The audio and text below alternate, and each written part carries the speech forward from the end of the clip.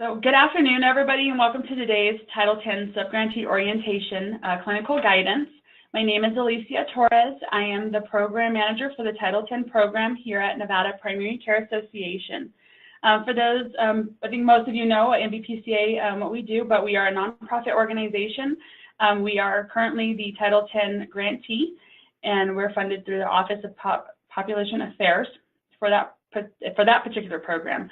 NVPCA, however, does provide access to high-quality community, is a nonprofit organization that's dedicated to improving access to high-quality, community-based, affordable primary health care in Nevada. We provide training and technical assistance to health centers and community partners to improve access to health care for all. Today's training is in partnership between Nevada Primary Care Association and the National Clinical Training Center for Family Planning. And I just want to take a moment to thank Jackie for helping us coordinate this session. And before I get started, I want to go over a few items. During the presentation, please make sure to mute your phone or your computer. If you're using your phone for audio, then please mute your computer so that we don't get feedback. If you have to step away from your desk, please just put the phone on mute. Don't put us on hold because then we'll hear your hold music. And then if you have any questions during today's presentation, you can use the chat panel, which I think most of you are using right now. And if we don't get to your questions by the end of the session, because this is only a 1-hour session that we're already into that 1 hour, we will get back to you with answers via email. And last thing, today's session will be recorded, and the slides will be available to all participants when the meeting is over, and we'll email that out to everybody. So without further ado, I would like to introduce today's speaker, Jackie Witt. She's the Program Director for the National Clinical Training Center for Family Planning. Welcome, Jackie. Thank you very much. I'm happy to be here. I want to be sure you can hear me. Great. Okay, let's get started. We've got a lot to talk about today, and I love to talk about the quality family planning recommendations. So I'm a little nerdy about them. So if there are very specific questions, we will hold those to the end. But I'm going to go into some detail about what's commonly referred to as the QFP. So let's get started. Our objectives for today are pretty simple and straightforward. We're going to look at some strategies for how to incorporate the guidelines into existing practice, and also understand more effective and efficient best practices when you utilize the quality family planning guidelines or recommendations. I just want to be clear about exactly what we're speaking about today. There are actually two parts to the Title X program guidelines, and one part is statutory. That's what is commonly referred to as the Title X program requirements, and that has the weight of law, so it's statutory and regulatory. Providing quality family planning services, on the other hand, is guidance for people actually providing the services. So prior to us having these separated, people had to wade through, clinical people had to wade through the statutory and regulatory information to get to the clinical protocol information, and Title X program requirements are not updated periodically because, again, they are law, so that would be a legislative process. I hope that makes sense. So really the quality family planning guidelines, and we'll talk about where those came from, but the purpose is to tie together all of the other CDC reproductive health care guidelines. Also, the QFP has pulled out, emphasized, and further defined what core contraceptive services include. In the process, there was discussion about the borders or the divisions between family planning and other preventive services, which are important, obviously. Interventions that are recommended for each of the family planning service types are included in the QFP, and there is a new emphasis.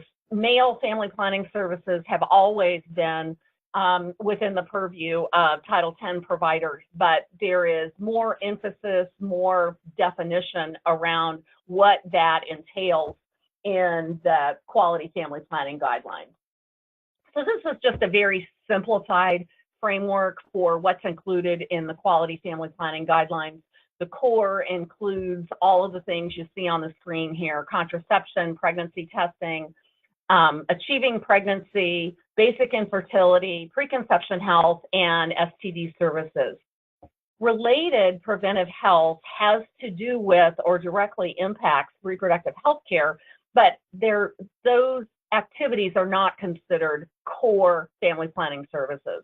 And then in the outer circle, of course, kind of encircling everything else that we do, are non-reproductive preventive health care services. The example here is lipid disorders, might be diabetes screening, those types of activities. Again, very important, but not core for family planning. And I want to make the distinction that doesn't mean that you're not interested in some of those things for someone that you're providing family planning services for. And we'll really get into this more. So the core family planning services really do focus on individuals and couples avoiding pregnancy or wanting to become pregnant, achieving pregnancy. Emphasis is placed on safe and effective contraceptive use and protection of future reproductive health. Additional preventive services, those related preventive services, may be provided by the PCP. They also may be provided in some instances by the family planning clinic. So that would be more like the situation you are in a primary care setting where family planning services are offered as part of all of the services that you offer. Family planning, of course, is going to be the emphasis of quality family planning services, and especially for places that specialize in family planning services, we want to provide contraception as a top priority. The vision for OPA and CDC when they developed these guidelines are to define what services should be offered at a family planning visit and describe exactly how to do it.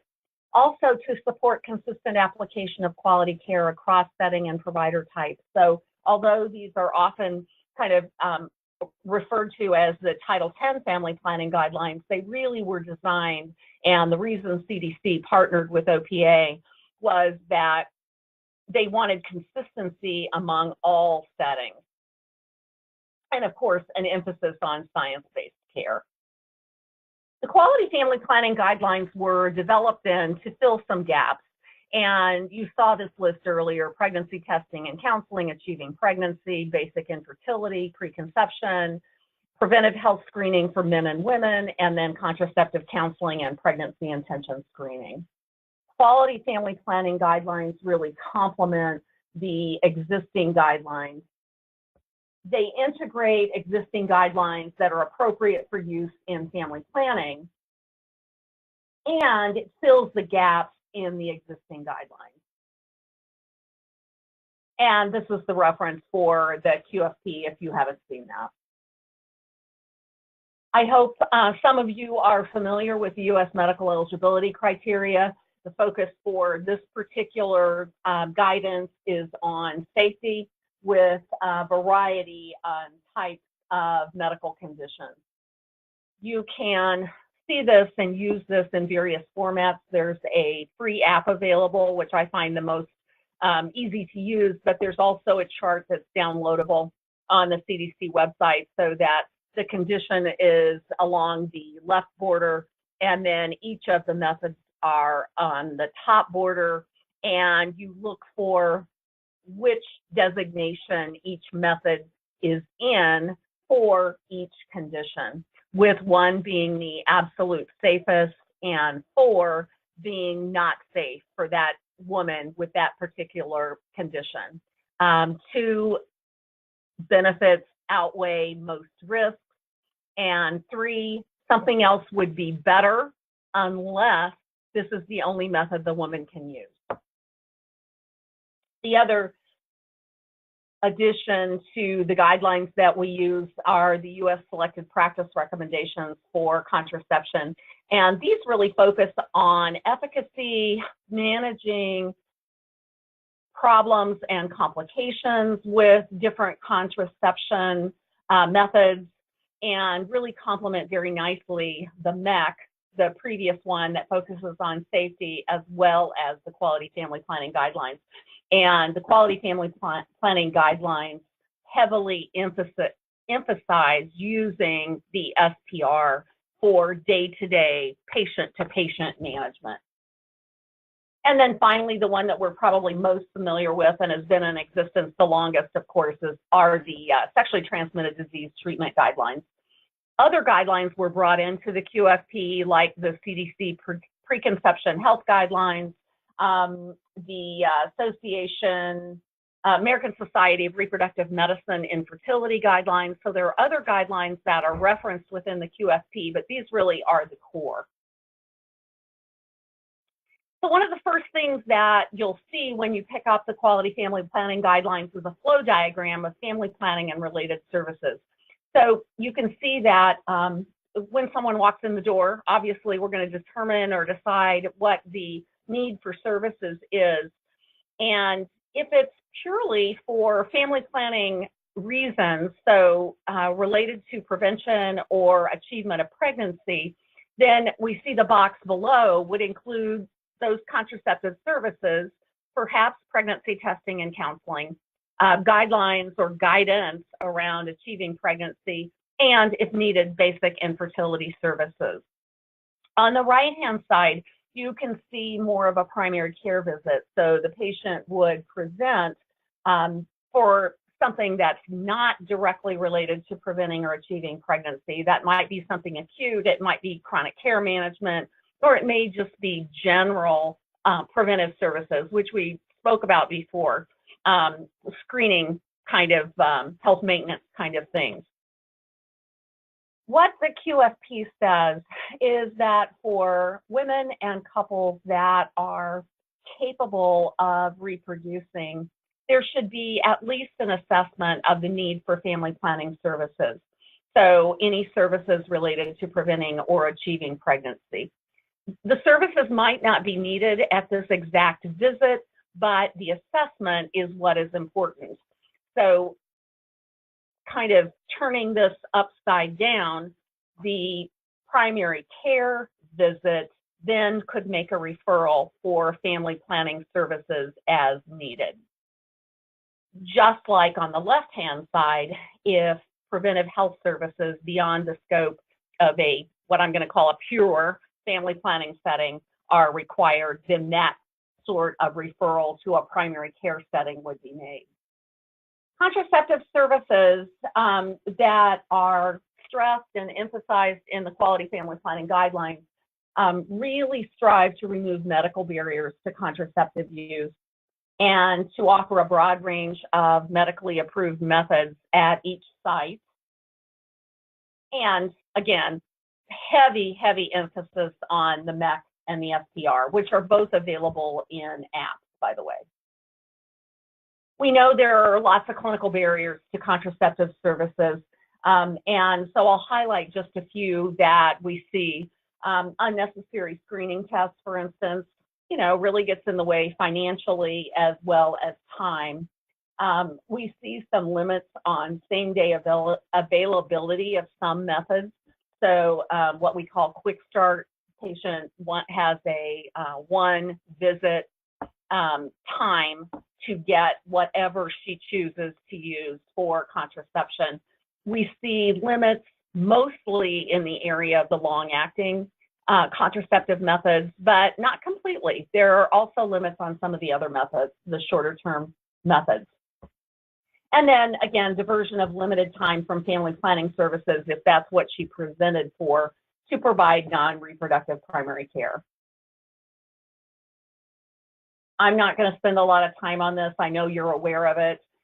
Outdated things that we don't consider routine testing anymore are STD testing for everyone, any kind of annual pelvic exam, annual pap smear testing in most women, teaching systematic breast examination, breast self-examination, any kind of screening UA, especially for obviously non-pregnant, non-diabetic women, anemia screening for women without risk, and any kind of screening microscopy for asymptomatic women, non-pregnant and HIV, of course, HIV negative, and then universal pregnancy testing. You've seen the guidelines for pap smear sequence and how we do that. I'm not going to go over these. It's just, again, an example of things that are incorporated or folded in, integrated into the quality family planning guidelines. So you would follow the most current guidelines by USPSTF, ACOG, or American Cancer Society.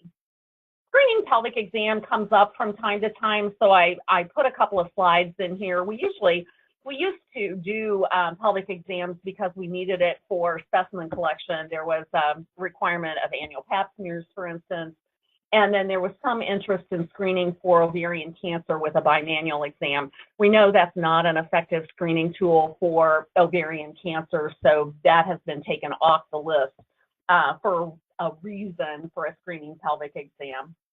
So what are we screening for? Well, definitely we are screening for gonorrhea and chlamydia when appropriate, but that's usually done by vaginal swab or urine sample, and that's the recommended screening method by CDC. Cervical cancer guidelines have changed dramatically since 2003, 2005. Ovarian cancer, again, no one really recommends doing a yearly bimanual exam. ACOG put out new guidance this year and says there's not enough evidence to recommend for or against, so it should be shared decision-making with the woman.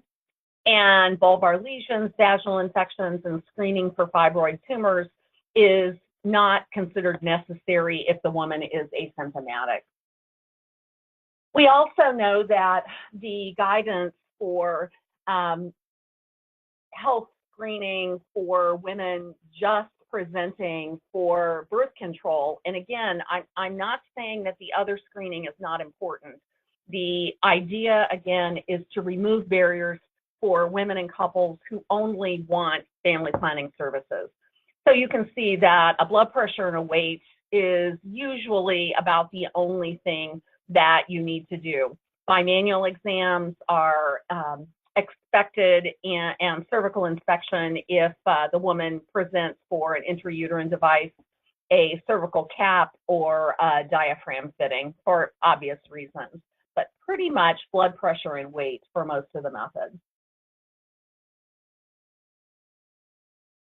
There are specific indications for pelvic exams, certainly any kind of symptomatology and perhaps exposure to sexually transmitted infection, but if that is documented, then most of us just treat. We might test also.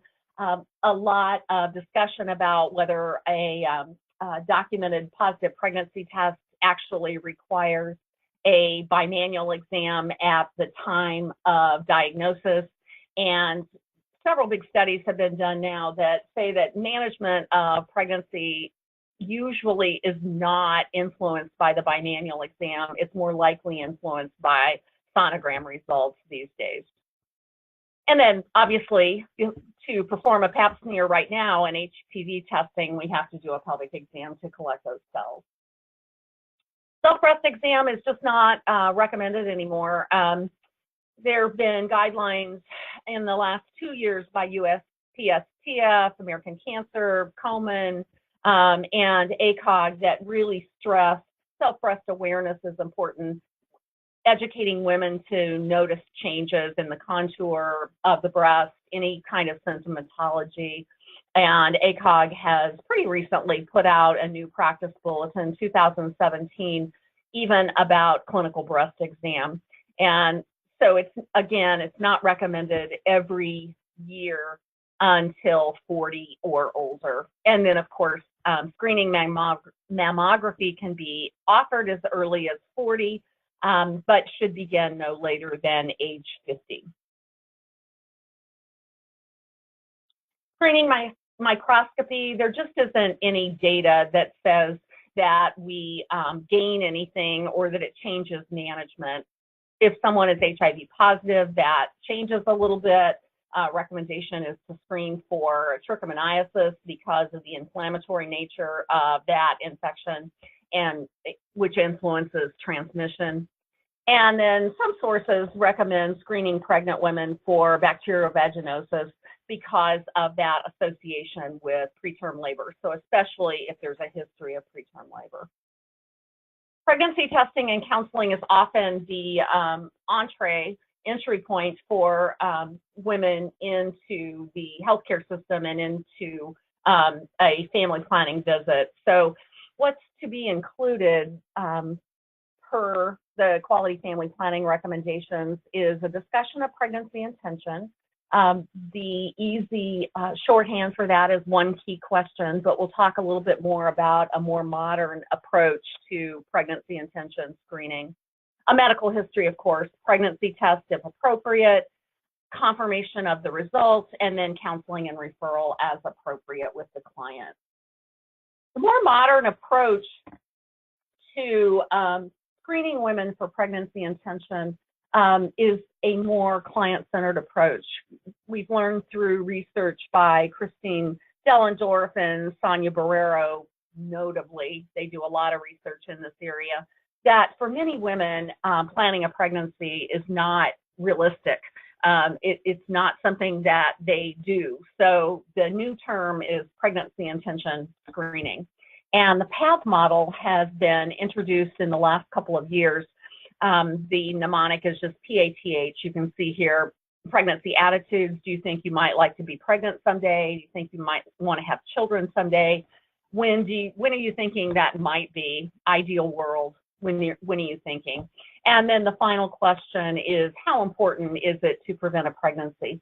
And that helps us help women and couples decide on a contraceptive method that fits their needs. Pregnancy tests are fairly cheap, fairly expedient. I do want to point out that the SPR says that definitely not everyone needs a pregnancy test, and there are some specific times when it shouldn't take place. So if the woman is within 7 days of her menstrual period, the start of her menstrual period, hasn't had sexual intercourse since the start of her last menstrual period, if she's on a reliable method of contraception and she says she's been using it consistently, if she's 7 days after induced abortion or within 4 weeks postpartum, and maybe even if she's fully or nearly fully breastfeeding, and that's more of a judgment call. Family planning has always included offering women and couples services for offering women and couples who want to become pregnant services in one way or another. So family planning is not synonymous with contraception, but it's used that way sometimes. So we should be addressing the needs of clients who've been trying to get pregnant for less than 12 months by at least offering them techniques like fertility awareness and the techniques like the urine test to predict ovulation, and then lifestyle influences and toxicities that might be influencing their fertility. The QFP also calls out basic infertility services. This is a good guideline for family planning centers or those that receive Title X funding, because we used to have in the old guidelines level 1 and level 2 infertility services, but there wasn't a definition or there wasn't any guidance about what that should be. So basic infertility services include medical history, a history of alcohol and drug use, tobacco use, blood pressure, BMI, thyroid enlargement, breast secretions, anything that would be a sign of androgen excess or hormonal imbalance, and a pelvic exam for any obvious abnormalities, structural abnormalities. For males, we never had guidance about what should be offered for men that had been trying to achieve pregnancy with the same female client for 12 months or more. So that's also been spelled out in the quality family planning guidelines. Medical history, sexual health assessment, genital exam, and semen analysis if that is indicated. Reminder that all family planning services, including preconception health services, should be offered to females, males, couples. Priority populations for preconception health, of course, are people that are actively trying to achieve pregnancy, anybody that's seeking basic infertility services with the intent that they would eventually get pregnant, and then clients at high risk of unintended pregnancy.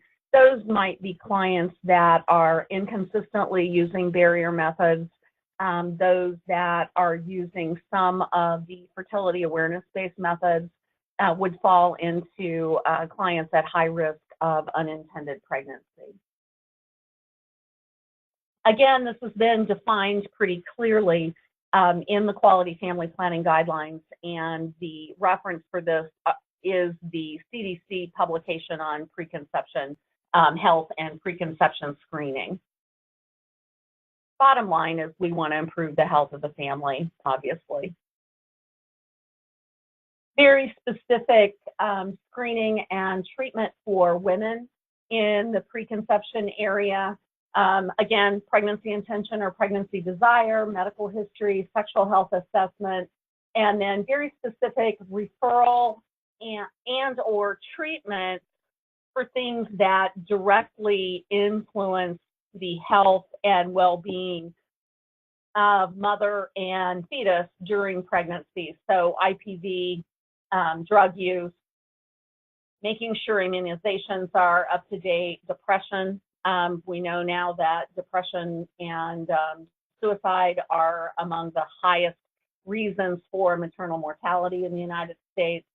Obvious things like height, weight, and BMI, blood pressure, as well as chronic diseases like diabetes.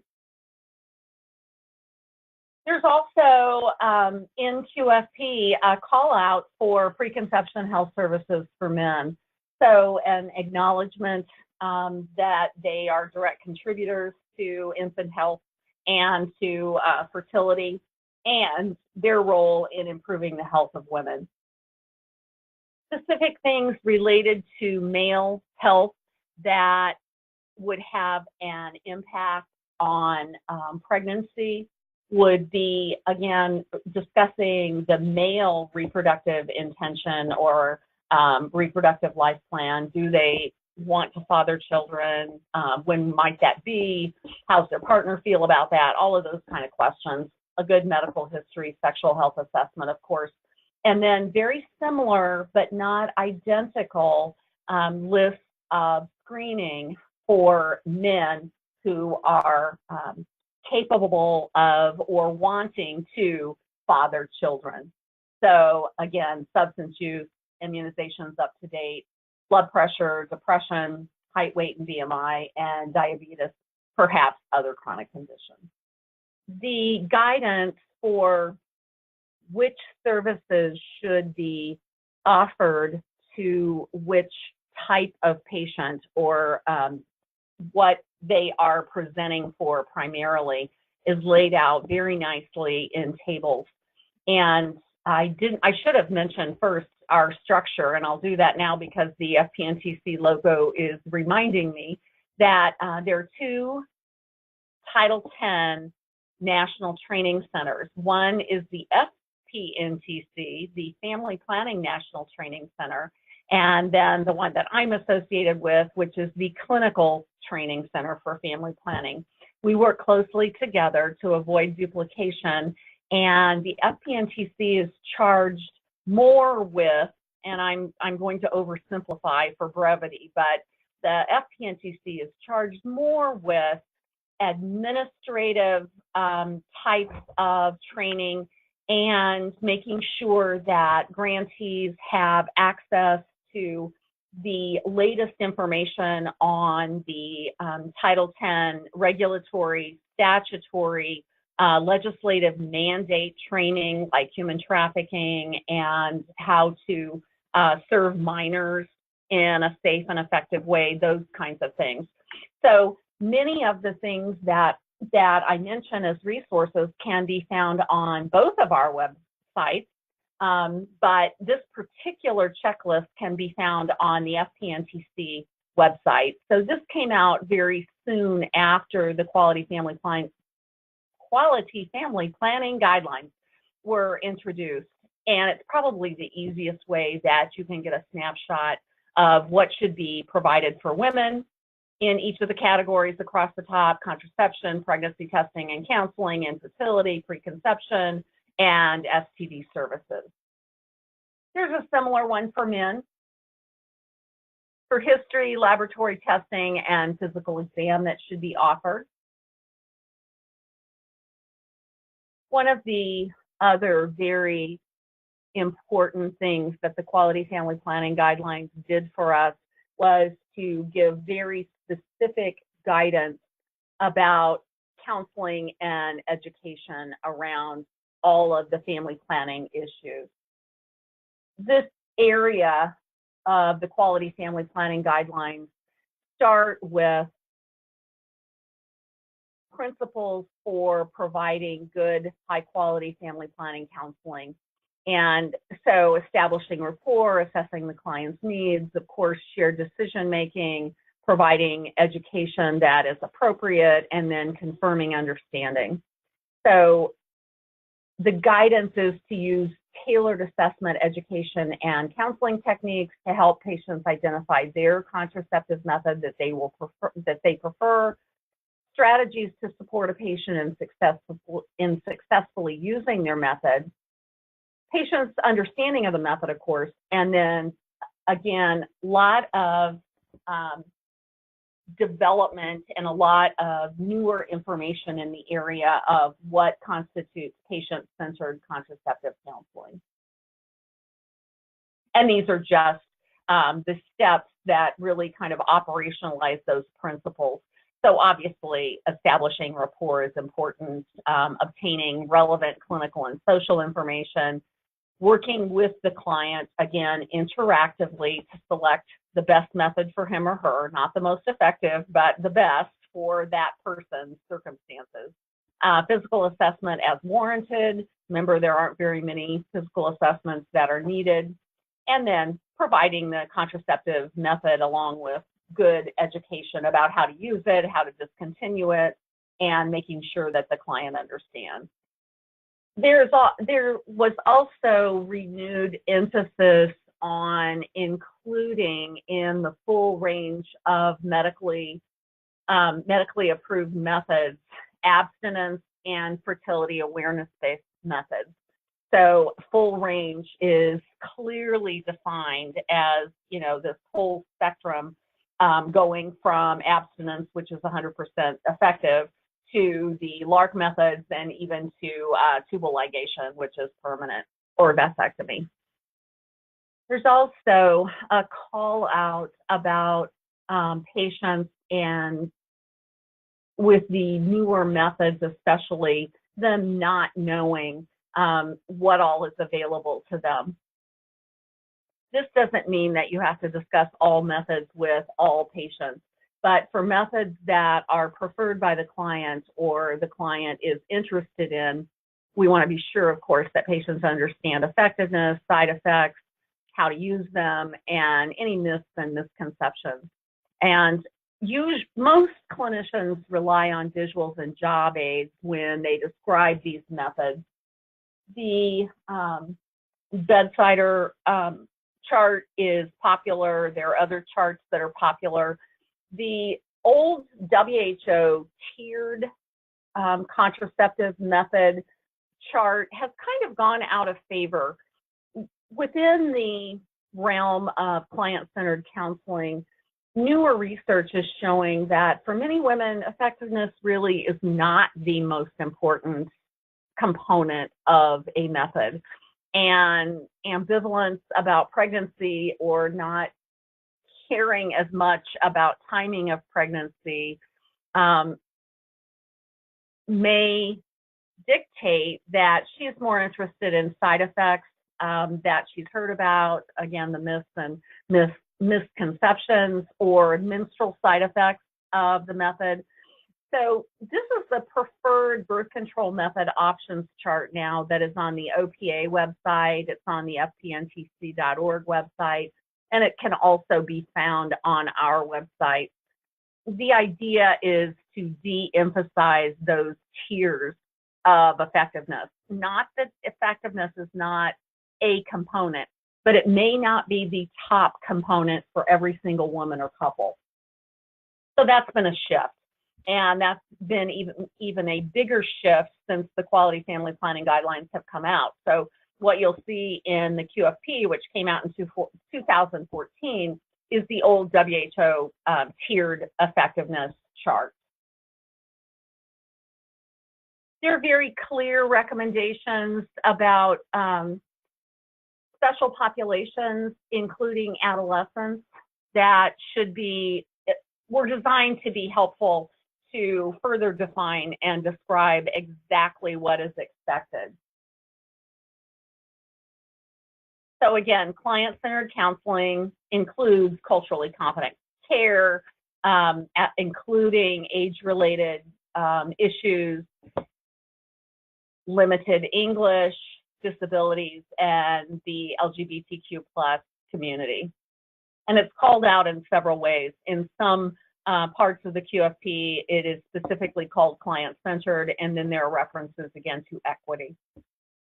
We talked about this a little bit already, but particularly for adolescents, comprehensive information about pregnancy prevention, and the newer term that is being stressed by the Office of Population Affairs is sexual risk avoidance or delaying sexual activity for adolescents, and the health benefits of helping adolescents at least explore the idea of abstinence, regardless of whether they have already become sexually active. So you'll be hearing more about sexual risk avoidance. The FPNTC and the Clinical Training Center are planning right now for a 3-webinar series to discuss this issue. So there will be a webinar on adolescent brain development, one on sexual risk avoidance by a adolescent medicine physician, and then what's happening in the field, so a panel. If you think that you're particularly good at dealing with adolescents around family planning and sexuality, then we would like you to volunteer to be involved in that panel on that webinar. Obviously, everyone needs to know about all the contraceptive methods. We've talked about that, educate clients about the most effective methods, realizing that that may not be their biggest concern, reminding yourself and reminding teenagers and parents that the long-acting reversible contraceptive methods are safe for adolescents. And then always emphasizing risk and avoidance of sexually transmitted infections. Always has been an emphasis on confidential services, with the caveat that, of course, we follow federal and state guidance related to human trafficking, child abuse, and sexual abuse, rape, or incest. And since those are dictated state by state, there's not a lot of detailed information in the Quality Family Planning Guidelines about that, just that you have to follow those, of course. There has always been an emphasis on family involvement in family planning decisions, especially with adolescents. So the QFP again calls out this need to encourage and promote communication between teenagers and parents or guardians about sexual and reproductive health. That's not new, but it was re-emphasized as some of the other areas have been. So we've come full circle. We've talked a lot about the family planning services, not as much about related preventive health services, and certainly I'm not going to talk about other preventive health services because it's not part of the Quality Family Planning Guidelines.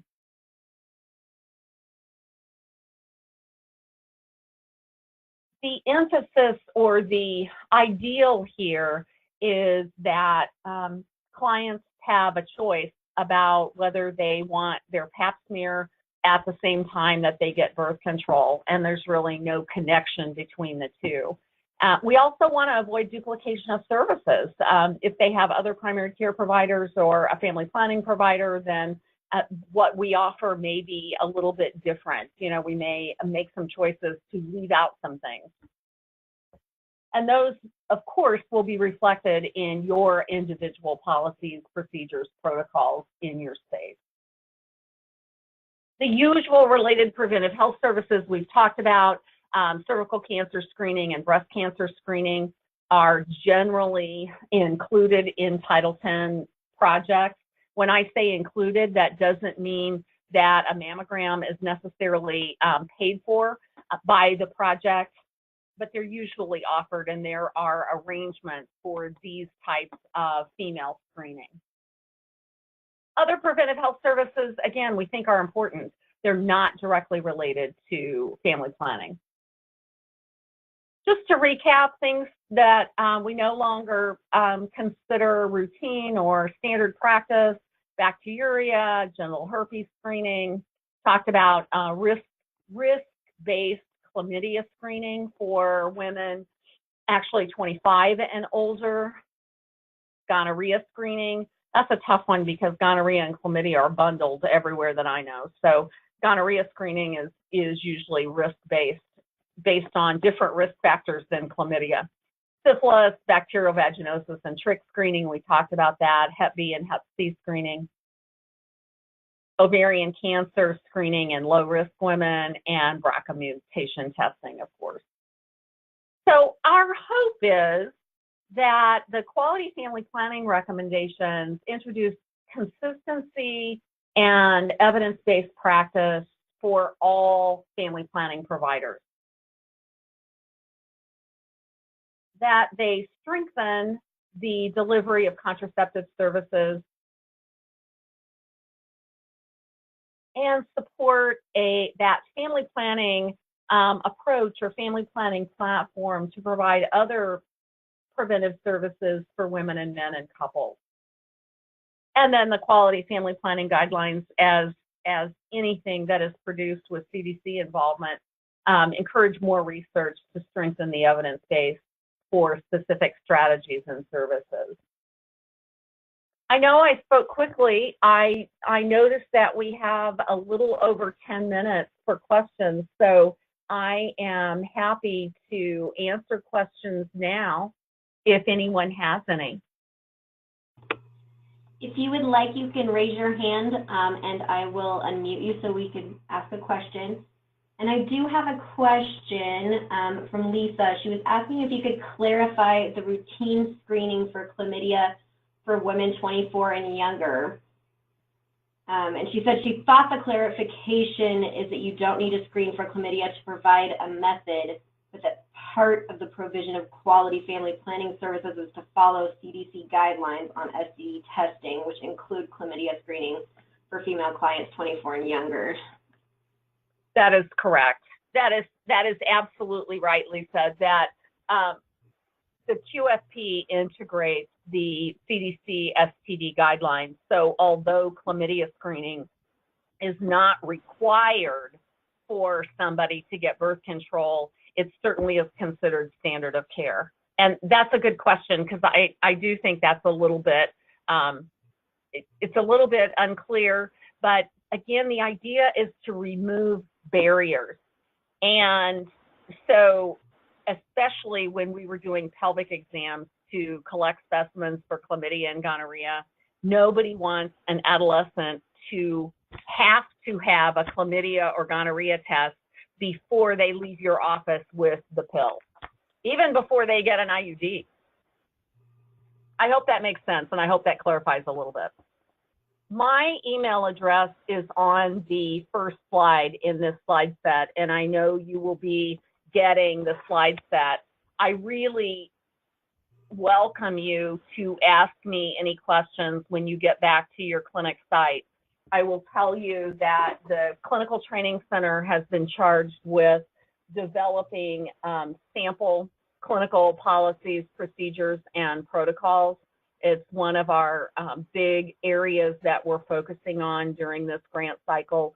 So I think that if you don't have written policies and protocols, we will be able to help a lot. The difficulty, of course, with that is every setting is just a little bit different. So format, et cetera, may not be able to exactly drop it in to your current policies and protocols, but you will at least see the QFP recommendations operationalized in a way that makes sense and can fit into your clinic flow. I'll include some links to the Brandy, I don't know if I was muted just now, but we're in the beginning, yes. Oh, okay, I apologize. So this is Alicia. I'm just letting everyone know we'll send out the slides and some links to the National Clinical Training Center for Family Planning, and then also the link to the Family Planning National Training Center, so that you can look at those resources, as well as some links to the QFP, so you can download that, and some other resources as well. So just look to your email. If you attended this meeting, you will definitely get that in an email. And I just want to reiterate, if there's something that you can't find, or if you need more detailed information about any part of the recommendations, please reach out to me. I really am very happy to provide more resources and more detailed information as needed. Okay, I just wanted to tell people that we will be sending out a very short evaluation about the webinar today, so we would appreciate your feedback, and the more critical the better. My staff gets mad at me when I say that, but we don't grow very much if you just say everything was wonderful. So let us know what you need and what could make this information better for you, please. Well, thank you so much, Jackie, and thank you everybody for attending today's session. Thank you, I enjoyed it.